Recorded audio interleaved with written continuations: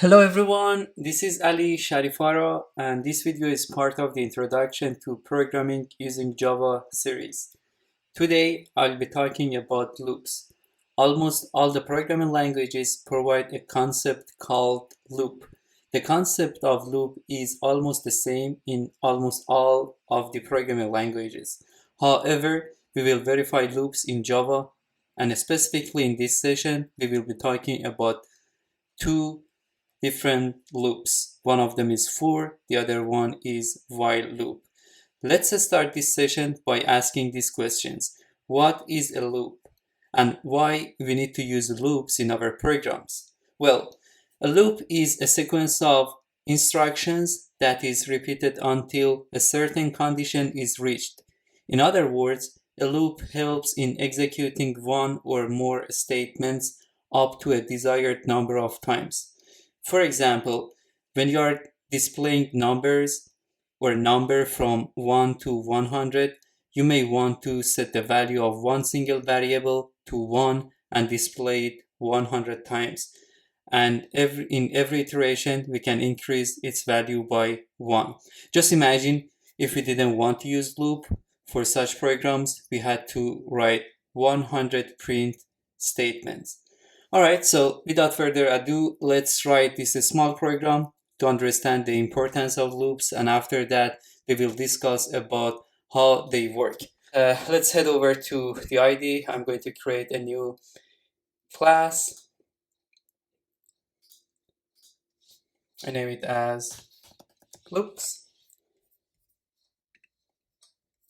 Let me close this window. Alright, so we have more space here, and I add the main method.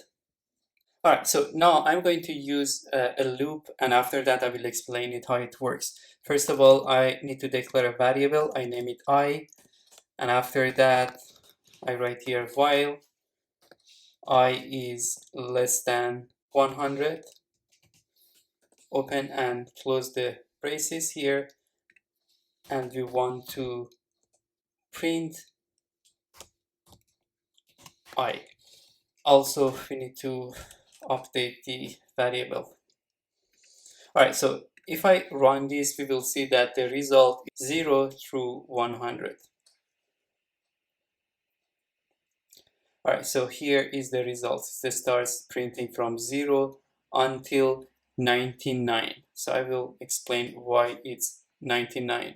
Actually, here is we have a loop here. This is a while loop, and it starts from value of 0, and this is the condition. Definition of loop is a sequence of instructions that is repeated until a certain condition is reached. So the condition here is I is less than 100. And here in this parenthesis we have to write the condition, and the condition here is I is less than 100.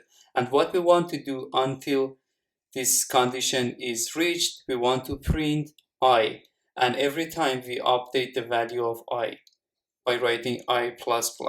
So for the very first time it will print the condition is true, and it goes to this loop, it prints value of I.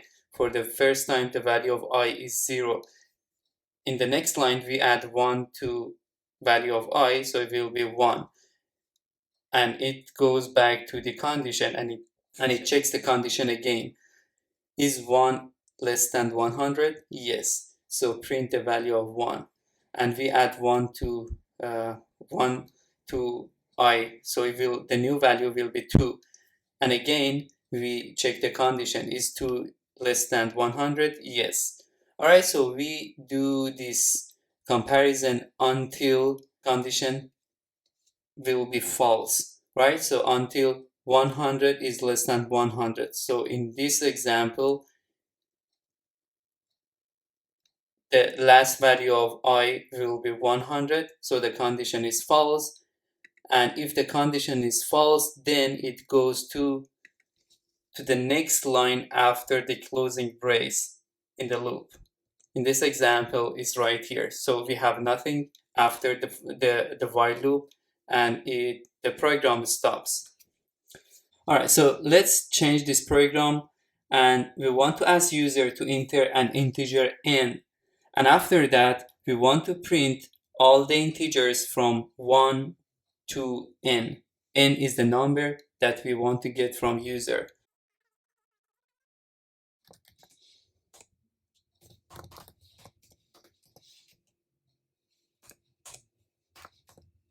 All right, so it will be n. We want to get n from user. I need to write here n, next, and in dot next int. And after that, instead of 100, I need to write here n and I until I is less than or equal, because we want to print inclusive n. For example, if a user enters number 20, we want to print from 0, or we can change it to 1, or can be 0 as well. We want to print from 1, 2, 3, up to including n. All right, so before this, I would like to ask user to enter a number. Please enter a number.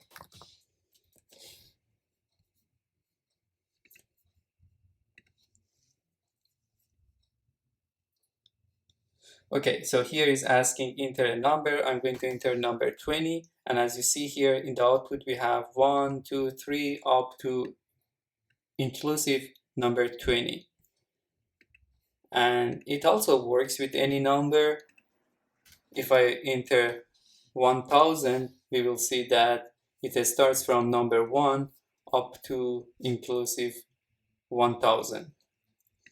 So one more time, the structure of while loop is we have a condition which we write it between parentheses, and if the condition actually it evaluates to a Boolean expression that can be equal to true or false. So the result of the comparison can be either true or false. And if the condition is true, it goes to the inside the loop, and it starts executing from the first line, the second line, until it reaches the end of the loop. And after that, it goes back to the condition and it checks the condition again.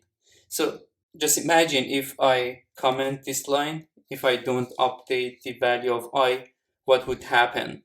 So actually, if I enter number 20, it prints for the first time I is 1, so it prints 1. Then it goes back to the condition and it checks 1 is less than 20. Yes, it's true. Then it prints number 1 again, and then goes back to the condition. It checks number 1 is less than 20, and it prints number 1 again. So it keeps printing number 1, right? So in that case, we say that we have infinite loop, right? So it keeps printing number 1. So this is a very common mistake. When we use while loop, we need to update the value that we want to use for the condition. So at some point, the condition should be false. In that case, it will stop executing while loop. Otherwise, we will have an infinite loop, and this is not something that we want. So we want our program to stop executing at some point. But sometimes we may want to use infinite loop, but again, inside the loop, we should have another condition to terminate the loop as well.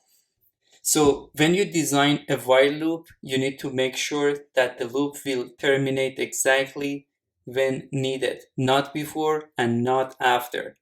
And you will need to define a Boolean condition that determines exactly when to stay in the loop and when to exit. You need to update variables within the body of the loop as needed to make sure that the Boolean condition will evaluate to the right thing. All right, so this is one of the loops which I wanted to discuss today, and the next type of loop is for loop, and a for loop can be defined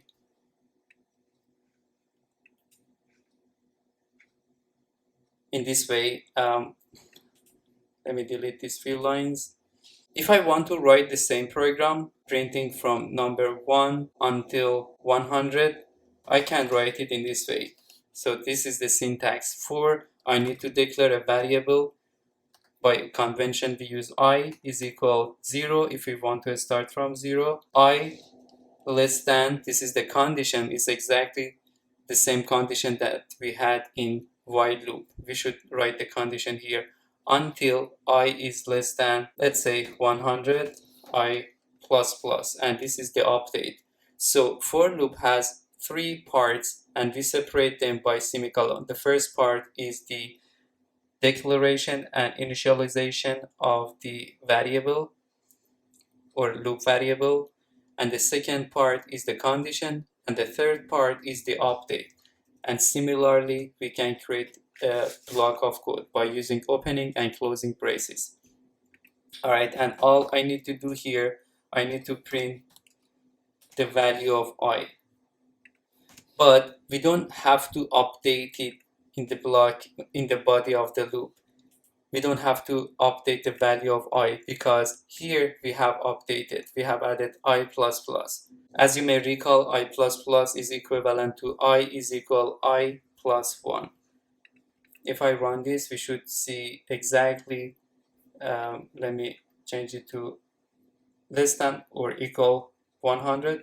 We should see from numbers from 0 through 100. As you see here, this is the output. It starts from 0 up to 100. So one more time, the first part of the for loop is the initial value or the variable for the loop, and the second part is the condition, and the third part is the update. And we separate these three parts by using semicolon, and here we can add the body for the for loop, and we can have one line. As we have here, we have only one single line. We may have even more than that. We can have 2 lines, 3 lines, 100 lines. It doesn't matter. As long as we put the braces here, it will consider as the body of the for loop. So the way it works is in step 1, it gets the initial value of the variable. In this case is 0. And if the condition is false, it goes to the line after for loop, for example here. But in this case, we don't have any statement to be executed, so it will terminate the program. But if the condition is false, as soon as the condition is false, it goes to the line after for loop. And we execute this loop every time we update it, because update is I plus plus 1 unit we want to add to that number, and then we print it. And also, this is possible if we want to add, instead of 1, we can add 2, right? So in this example, it prints the even numbers.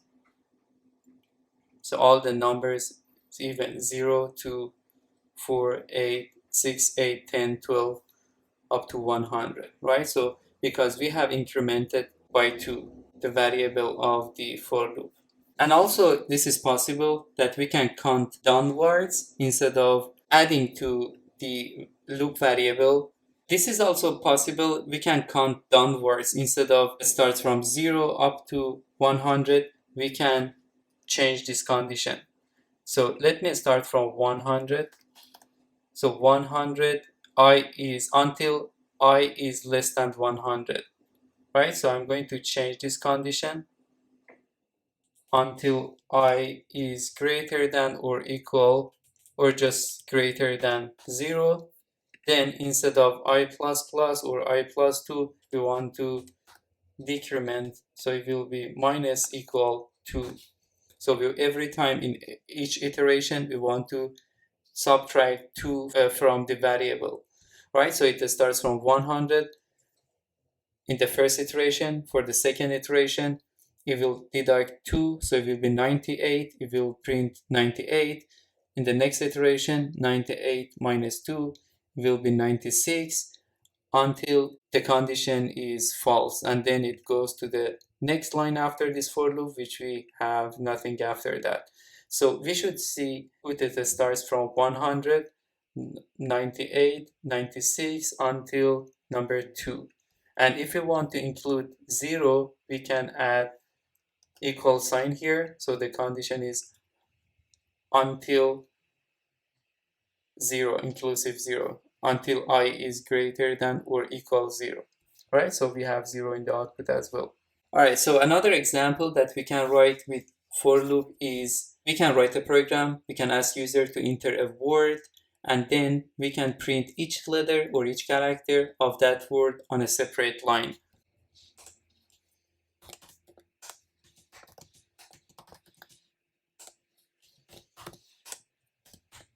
System.in, and then I'm going to ask user to please enter a word. We get that word and we store it in a variable in dot next. All right, so we are going to write a for loop for printing each character in a separate line for based on the word that user enters. Let me write this. I is equal 0. We know that I need to add int I equals 0, and we know that the index of each character in a string starts from 0. So if we start from 0 until I is less than, we need to know the length of the string. As you may recall from the previous session, we talked about the length of a string. By using a method, let me write here word.length,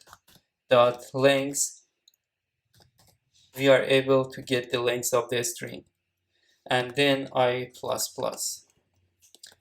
And all I need to do here, I need to print %c for printing characters, and I need to write word.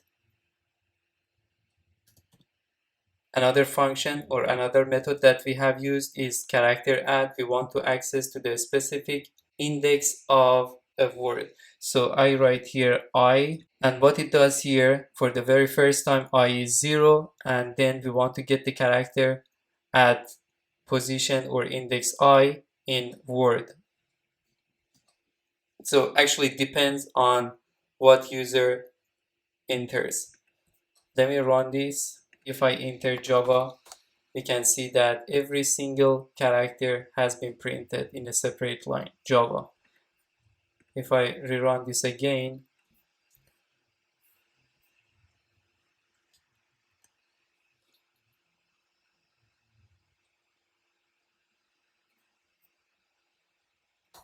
if I enter hello, you can see that every single character has been printed in a separate line. Okay, let's make some changes to this program, and what we want to do, we want to ask user to enter a word, and starting from the first letter, we want to print every other letter of the word, and the letters should be printed on the same line, not one per line. Okay, for example, if we enter, let me write it here as a comment. If we enter Sunday, it should print SNA, right? So this is our input and this is our desired output or expected output. I need to make some changes. First of all, we don't need to have this \n, and as you may guess, we just need to change it to I plus equal 2. So every time it will add 2 to I, so it skips every other character. So if I run this and if I enter Sunday, we should see SNA in the output. Yes, here is the output, right? Talk about the break statement. The break statement forces termination of the current while loop or for loop. Let me write one example. What we want to do, we want to print the first number which is greater than or equal n that is divisible by number 7. I'm gonna make some changes here. We need to keep this line. We want to ask user to enter n, and after that we assign to integer variable n, so we need to change it to next int. And I would like to use while loop, so I'm going to delete that, and I'm going to create an infinite loop. So at some point in this while loop, I need to break the loop. In this case, the break statement comes to the picture. Let's see how we can use that. I'm going to declare another variable as I is equal to whatever the value of n is. And inside while loop, I'm going to write %d is the first integer which is greater than or equal %d that is divisible by number 7. And I need to pass two values. One of them is I and the second one is n. Alright, but before that, I want to add a condition here. I'm gonna add a condition if I modulus operator, which is the remainder of 7, if it's equal to 0, then we want to print this. And after that, we want to break. And if this condition is not met, if I is not divisible by 7, we want to increment the value of I by adding I++. Alright, so let me run this program first, and later I will explain how it works. Enter a number, or yeah, let me change it to a number.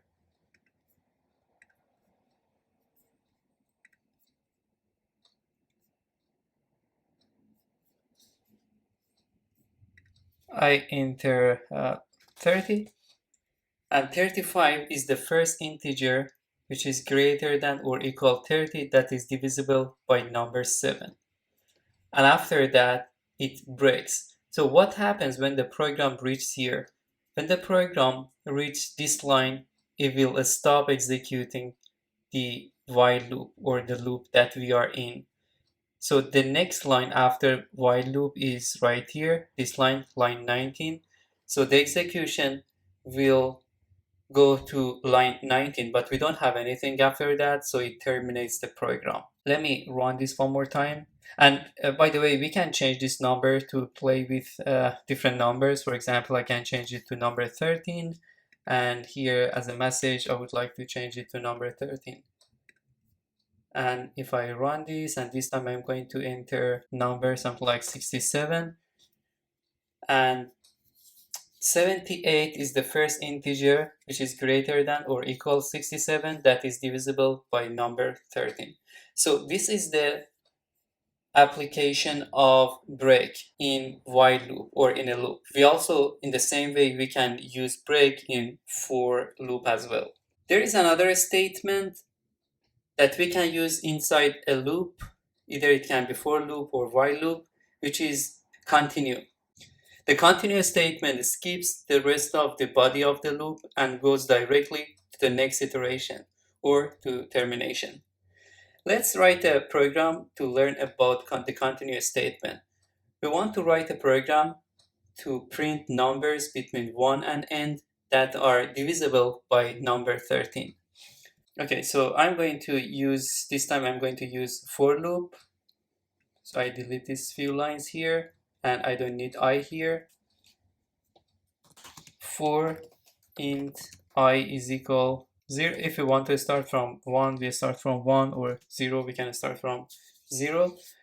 The condition is until I is less than or equal n I++. And inside the loop, we need to have a condition. If I, this is the way that we can find out whether a number is divisible with another number or not. I modulus operator number 13, which is not equal to 0. If this is the case, we want to continue. And after that, outside of the if block, we can write another line here for printing. Let me change it to printf. We want to print the value of I, so we use %d /n, and I need to add I here. All right, so let me run this program, and after that I will explain line by line actually what is happening in this program. If I run this, and I'm going to enter number 20, and 13 is the output.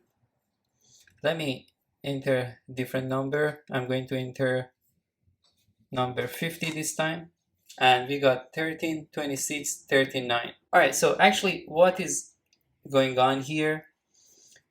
If a number is not divisible by 13, we want to continue, right? So continue means that we don't want to execute the rest of the loop. We want to go back to the condition. So whenever Java sees continue, it doesn't continue the rest of the loop, which in this case is only line 15. It doesn't continue, it doesn't execute that, but it goes to the condition. It checks the condition. If the condition is still true, then it checks the condition for if, right? So in this example, we can see that we wanted to print numbers between 1 and n that are divisible by 13. 13, 26, 39 are divisible by number 13. Let me enter this time another number, for example, 100. So these are a number 13, 39, 52, 65, 78, and 91, which are less than 100, and they are divisible by 13. All right, so let's talk about nested loops. A loop can be part of another loop, and such a loop is called a nested loop. For example, suppose that we want to print out the multiplication table. Let me delete these few lines. We are going to write for loop. Int I is equal to 1. We want to start from 1. I is less than or equal to number 10. I plus plus. And inside this loop, we want to have another loop for int j is equal 1 until j is less than or equal 10, j plus plus. And after that, we want to print the value of I times j. And finally, we need to, after the second loop, the inner loop, we want to print just the printing a new line. We can use print ln, or we can use printf \n. Let me run this and I'm gonna explain. So I think I should add one space here. It's gonna be, yep. If I add one space here, and then I'm gonna run this program, and you can see that we have the 10 times 10 multiplication table, and we have created this table by using nested loop, right? So the way that it works, for the very first time, the value of I is 1 and the value of j is 1, and it goes inside this inner loop, the second one, and I times j is 1, right? So it prints number 1. The next step is it will add 1 to the value of j, and it checks the condition. So j is now is 2. 2 is less than 10. So it will print again 2 times 1, which is number 2, right? So it will continue executing until it reaches the end of the execution of the inner loop or the second loop, right? And after that, it will print a new line. So that's why it goes to the next line. Once we reached here and once we have printed \n, we need to go back to the first loop. And then we add 1 to I because we have I plus plus. And then we check 2 is less than or equal 10. So the value of j will start from 1 again. So j is 1 and the value of I is 2. 2 times 1 is 2. Then it will execute 10 times the inner loop. And after that, a new line, which we will get these 10 numbers here. Then it will update the value of I. So I this time will get the value of number 3, and j will restart from 1 again. So it will be executed 10 times, which creates the third row here, and it will keep executing until we reach the end of the outer loop, or the first loop. So this is the way that we can use a nested loop for printing out the 10 by 10 multiplication table. Alright, so let's write a program to pick a random number from 0 up to and including 100, and after that gets in a loop where the user is asked to guess the number, and if the user guesses correctly, the program terminates. If not, the system tells the user if the correct answer is higher or lower than the guess. Alright, so let's write this program by using a loop. Specifically, we can use while loop. This is the point, that if we don't know how many times a loop will be executed, we should use while. And if we know in advance the number of times that we want to execute a loop, we should use for loop. In this example, we actually don't know how many times we are going to execute the while loop or our loop. That's why we use while loop. Let's import the Java util scanner class, and then we need to create an object from this class.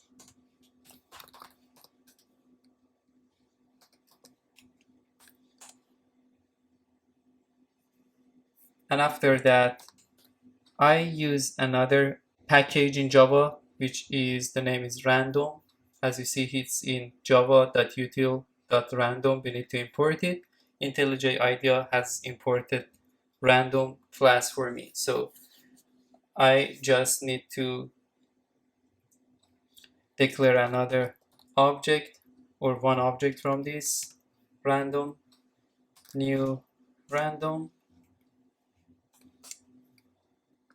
and we want to pick a number. All right, so I want the random object, or the random class, picks a number between 0 and 100. So this time we are not going to enter an input, but we want Java to do it for us. So that's why I need to write rand, and I write here next int, and I write here 101, right? So this is the boundary. It means that it's between 0 and 100. Alright, so let's declare one variable. I name it as attempt. Initially it's 1, and I'm going to create a loop, and it's going to be true always. So it means that at some point inside the loop I need to break the execution. I need to print try %d guess the number, and here I just want to print the number of attempts. Int guess, I declare one variable. I need to get it from user. Next int, we need to check if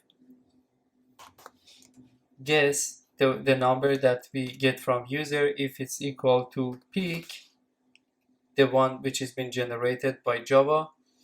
If it's equal, we want to print correct.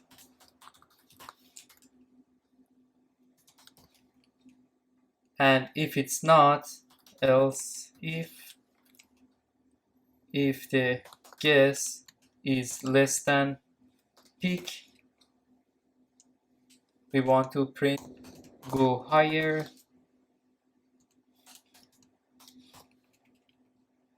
and another condition, actually if it's equal, it's correct, and if it's lower than pick value, it has to go higher.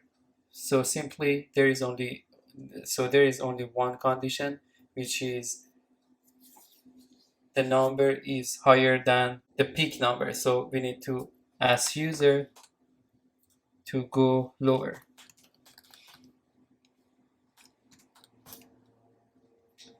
Right, and don't forget to increase the value of atoms in each iteration we want to print out. So this is the first atom, the second atom. We want to find out in how many atoms we were able to guess the correct value. All right, and then I run this program and asking try one, guess the number, for example 25, and it's asking me go higher, and this time I'm going to enter 58 and it's asking go lower. Number 50, go lower. Enter 40, go higher. 45, go higher. 47, even higher. 48, yeah, so 48 was the correct number. At this point, so as you see, it's asking me to guess the number again. So what is missing here? After it's correct, we need to break the loop, right? So we need to stop executing the program. All right, so let me run this one more time. Guess the number. This time I start from 50, go lower. 40, even lower. 30, go lower. 20, wow, it's less than 20. Let's enter 10, go higher. 15, go lower. 13, higher. It should be 14. Yeah, that's correct, right? So the process finished with exit code 0. So the program is terminated, right? So that is the importance of break, right? So once we guess the right value, we need to stop executing the program. All right, that's all for today. I have covered the loops in Java. We talked about while loop, for loop, the break statement, the continuous statement, and also we have seen several examples. As an exercise, you can improve this program by adding another condition, maximum number of atoms. For example, we can have maximum 3 times we can attempt to guess the correct number. If it's more than that, we need to also break. We need to stop the execution of the program, and we can say something like the user, you lose, or something like that. So just, you can, as an exercise, you can just add this few lines, just a condition, if else, and you also need to declare another variable before the while loop as maximum attempt. We can keep it as number 3. All right, thank you so much for watching, and see you in the next video.